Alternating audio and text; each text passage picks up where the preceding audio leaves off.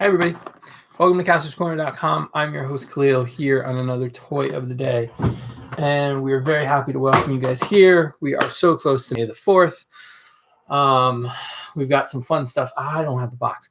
We got a really fun box from Hasbro, and we're going to reveal it tomorrow morning on our Instagram, on our social media pages. So make sure you check that out for the full reveal of the big box Hasbro sent us. I don't want to give anything away. I'm very excited for it. But we are kicking off, or we kicked off Star Wars Week last night with the look at the Galaxies of Adventure, Mandalorian, and Stormtrooper. You can follow us at Kastor's Corner on all social media for some pictures of those. Tonight, however, we are taking a look at some very new figures we got a few weeks ago, 2 weeks ago maybe. Before I forget, go check out the Cornercast podcast from last week with Lacey Giller and talking all things Star Wars. And this week, in about half an hour, with our friend Vincent from Vasco Toys, talking all about dioramas. But you guys are here for the toys of the day, so I'm going to get right into them. Toy of the day today is something I did not think I was going to do. I will say that. I really liked the idea of the retro figures that Star Wars is coming out with, these little guys. 5-inch Kenner styled retro figures. And Hasbro was nice enough a couple of years ago to send us the first wave, which was from A New Hope.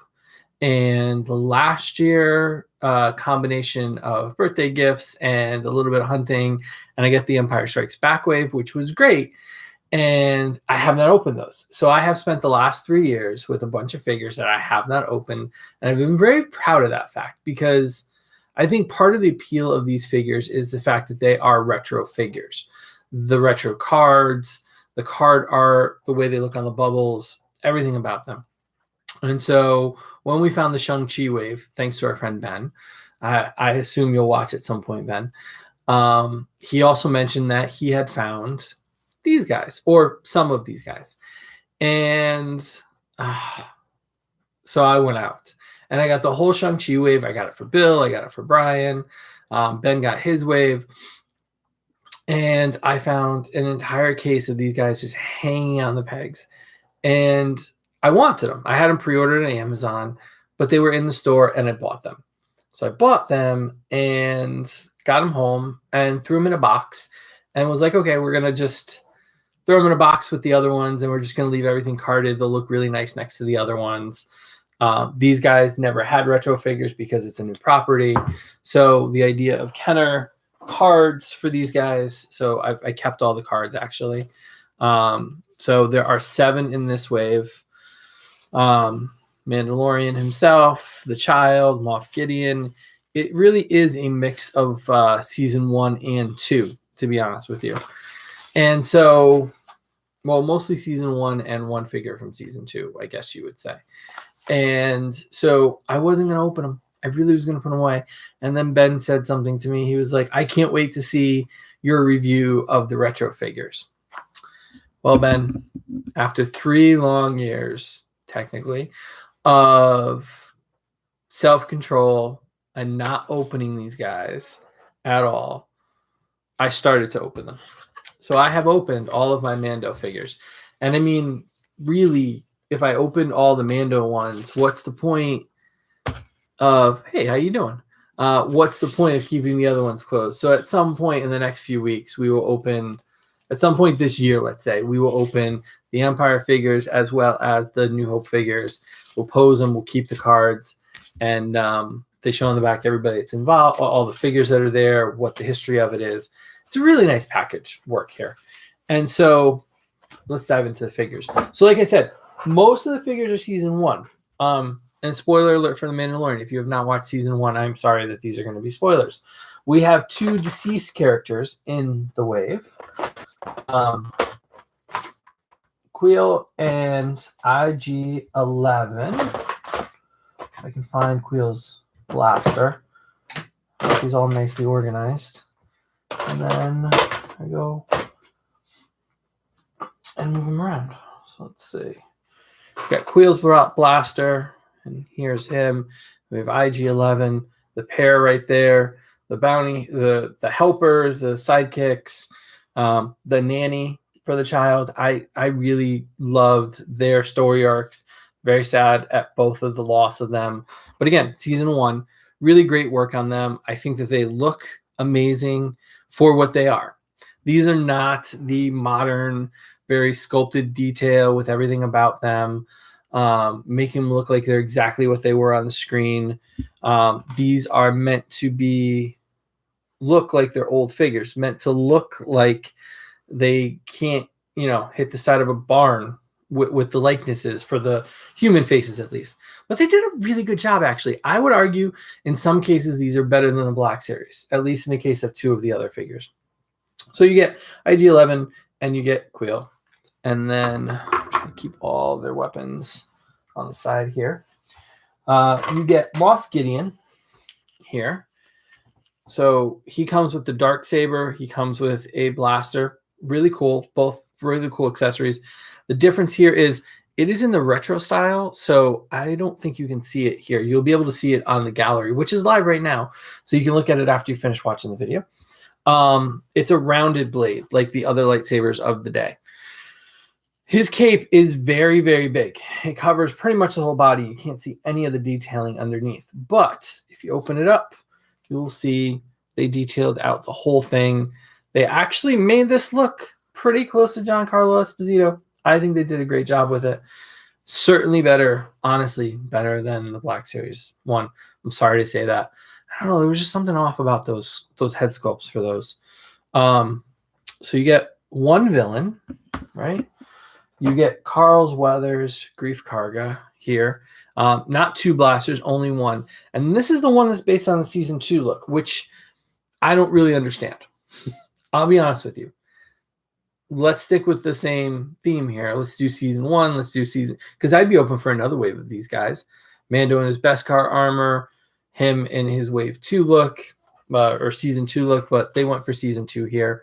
They did a pretty good job with him. I think, it captures the essence of Carl Weathers in this figure. His cape is much smaller, much more fitted, so you can see his whole costume.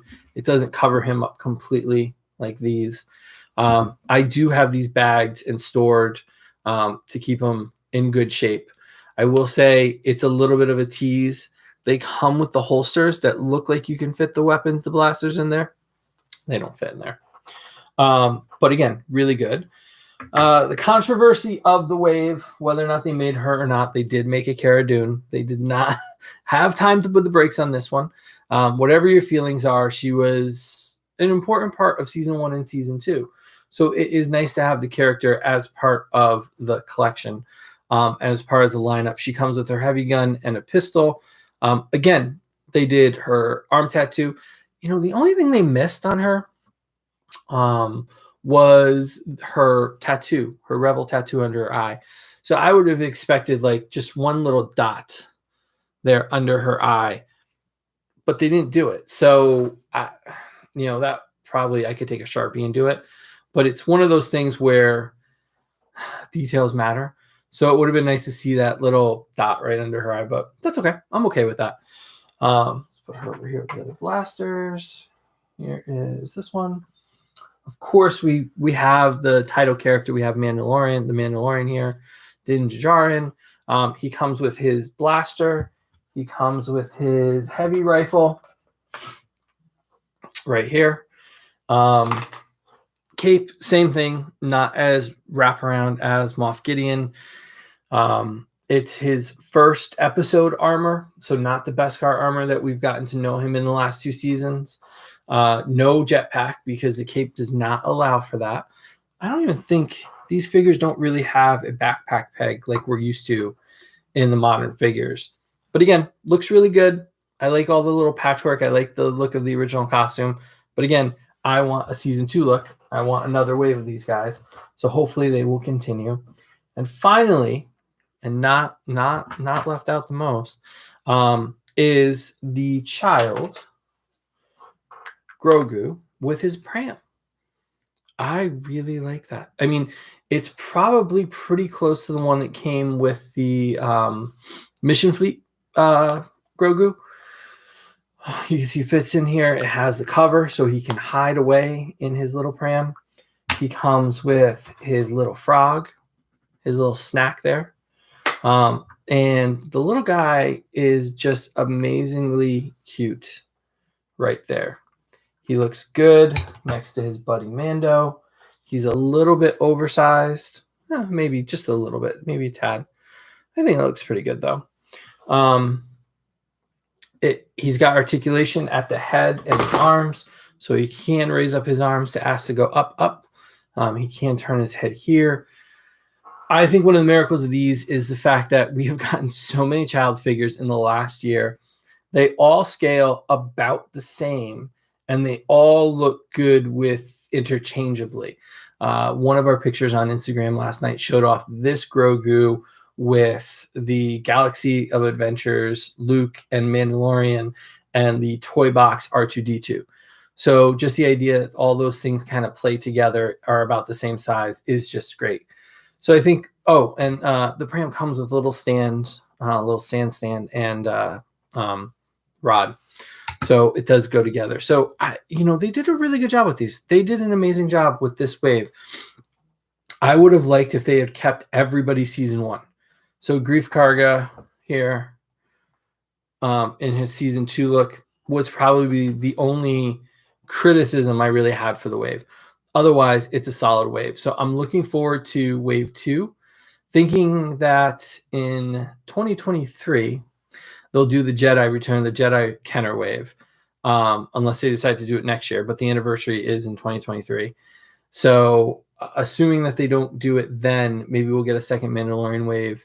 And fingers crossed, we'll get a Mayfield and a Bill Burr in the retro style. Come on, Hasbro. We need one of those. So there you go. Star Wars Retro Wave. You can see a full gallery. It is up right now. I'm going to add the video in a moment. You can follow us. We are at Kastor's Corner on all social media. You can go to kastorscorner.com for all the information. Check out the Cornercast podcast on Apple Podcasts. New episode going up in the next half hour with our friend Vincent at Vasco Toys. But since it's May the 4th be with you, check out last week's podcast with Lacey Gillering talking about conventions and last year, and the pandemic and all that. It was a great episode. And again, hit that subscribe button. We really appreciate it. The more of you that subscribe, the more cool things we get to do, and then we get to share them with you. And really, that's the most important part of this journey, is to make this community and build it up and share all the fun stuff and the information and the conversations. So we really appreciate all your support. So join us tomorrow on our social media early, probably around 8:30, when we take a look at our gift box from Hasbro for May the 4th. And then we'll reveal what reviews we got going for the rest of the week. So thank you guys for watching, and go to kastorscorner.com for all the information. We'll see you tomorrow.